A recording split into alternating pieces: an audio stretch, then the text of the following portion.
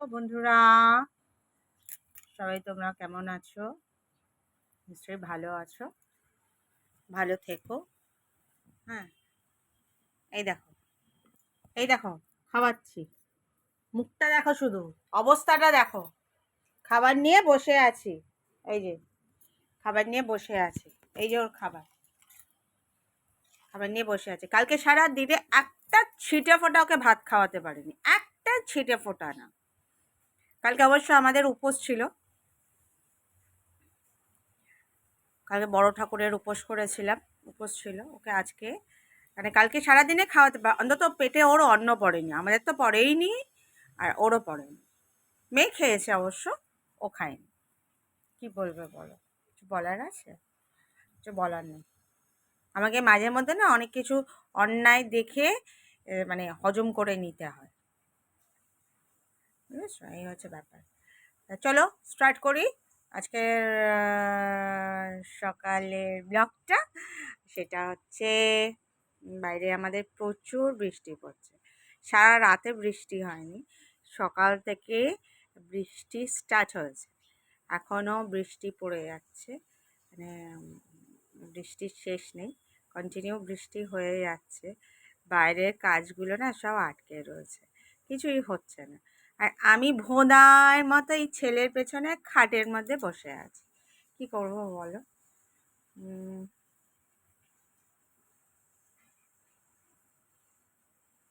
যে তোমরা জানাও কি করব।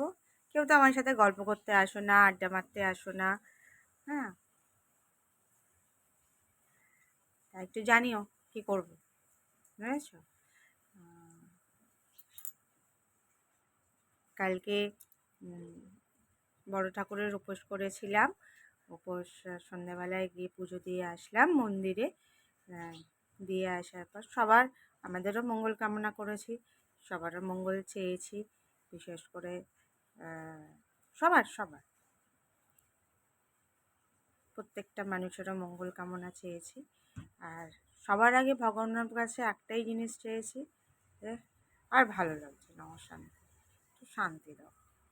সংসারেও এরকম অশান্তি, ঘরেও অশান্তি, বাইরেও যদি এরকম অশান্তি থাকে, মানে পরিবেশটা একটা না বিতিকিচ্ছিরি জঘন্য মার্কা, ঘর বলো বাইরে বলো, প্রত্যেকটা মানুষের ক্ষেত্রেই বলছি, বিতিকিচ্ছিরি একটা মানে কি বলবো পরিস্থিতির সৃষ্টি হয়েছে। মানে একটা কার্বন ডাই অক্সাইড মনে হচ্ছে কন্টিনিউ মানে ছড়িয়ে আছে চারিদিকে, একটু সুন্দরভাবে নিঃশ্বাস নেওয়ার জায়গা নেই। যাই হোক, ভগবানের কাছে এটাই প্রার্থনা করেছি, একটু অক্সিজেন ছড়াও, সবাই যাতে সুন্দর করে একটু নিঃশ্বাস নিতে পারে, সুস্থির হয়, তাই না বলো? তা তোমরা কি সবাই ভুলে গেছো নাকি আমার একটা চ্যানেল আছে ইউটিউবে? একটু সাবস্ক্রাইব করে দাও না, একটু লাইক কমেন্টস করো, পারলে শেয়ার করো, কোনো অসুবিধা নেই। তবে একটা কথা বলবো, সব মনটাই তো নেই, কি আর কথা বলবো, আমারও তো ইচ্ছা করছে না বলতে।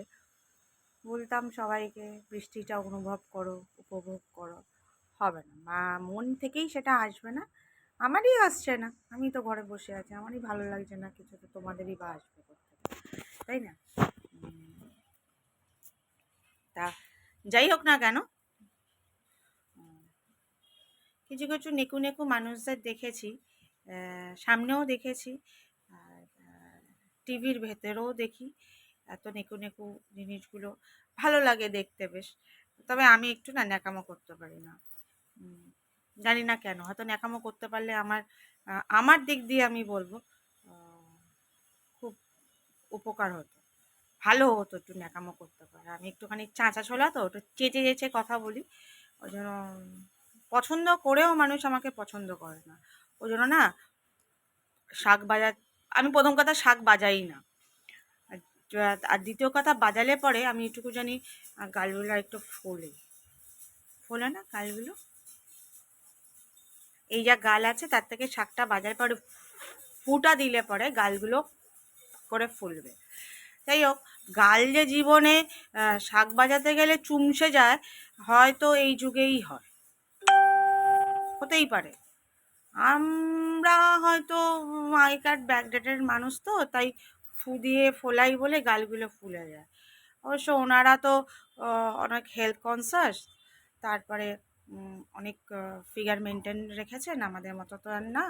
আর ওনারা একটু ছিমছামো, রোগা, পাতলা, যার জন্য ওনাদের ফু দিতে গেলে হয়তো আমরা ফু দিই কীরকমভাবে, ফু, ওনারা হয়তো ফু দেয় এরমভাবে, তাই না বলুন? তা কিছু বলার নেই, কিছু করার নেই। যাই হোক, উনি যে বলেছেন, উনি যে বাজিয়েছেন, আহ, আহ, এটাই অনেক অনেক অনেক আমাদের কাছে অনেক পাওনা। আর কিছু বলবো না। তা আপনি ভালো থাকবেন, আপনার লড়াইটা, ওই ফুয়ের লড়াইটাও হোক, সেটা আমরা সব সময় চাই।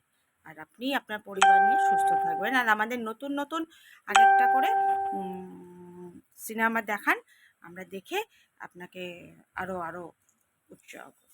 আমার কারোর নামে কারো খারাপ বলার কিছু নেই। এই হয়েছে কথা। তো সকল বন্ধুদেরকে বলছি, খুব ভালো থেকো, খাওয়া দাওয়াটা করো ঠিক মতো, আজকে সানডে আছে। ভালো করে খাওয়া দাওয়া করো, আনন্দ করো, একটু হলেও বাড়ির ফ্যামিলির দিকে তাকিয়ে আনন্দ করো। জানি এই সময় আসছে না, আমারও আসছে না, একটু আনন্দ করো। আর আমি চললুম মাছ পোলারে খাওয়াতে, দেখি যুদ্ধ করে কতটা খাওয়ানো যায়। সবাই